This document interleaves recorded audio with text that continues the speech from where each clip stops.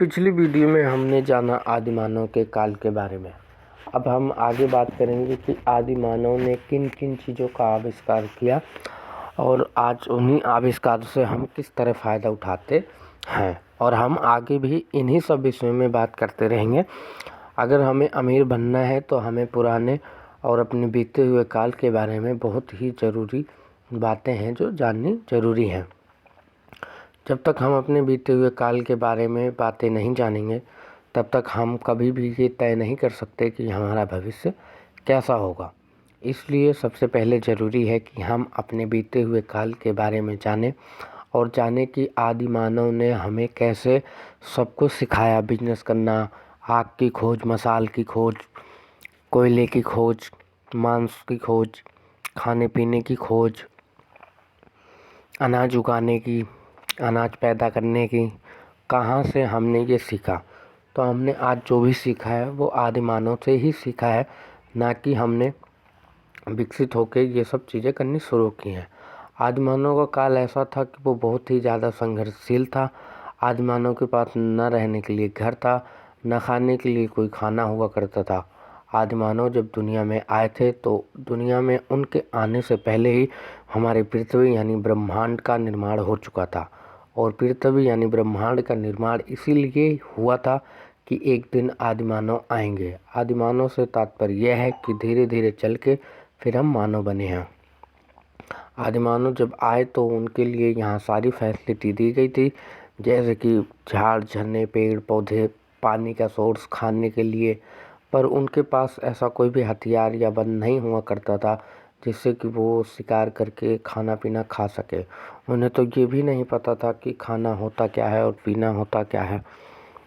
धीरे धीरे करके जब वो ज़्यादा विकसित हुए तो उन्होंने तजुर्बा लगाया और अपने आप से ही उन्होंने कुछ न कुछ करते गए और धीरे धीरे चल के उन्होंने आग का आविष्कार किया। जब उन्होंने आग का आविष्कार किया तो उन्हें पता नहीं था कि ये अचानक से हुआ था, उन्हें पता नहीं था कि ये है क्या चीज़। फिर एक दिन दो पत्थरों के टकराव से उन्होंने जाना कि इससे आग निकलती है। फिर उन्होंने ये जाना, जब आग लगी और वो जंगल में रहा करते थे, जब आग लगी तो जंगल में ढेरों सारे जानवर जल के मर चुके थे। तो जब उन्होंने उनका जला हुआ मांस खाया तो उन्हें पता चला कि ये ज़्यादा स्वादिष्ट है। तब से उन्होंने आग का इस्तेमाल करना अपने जीवन में शुरू कर दिया था।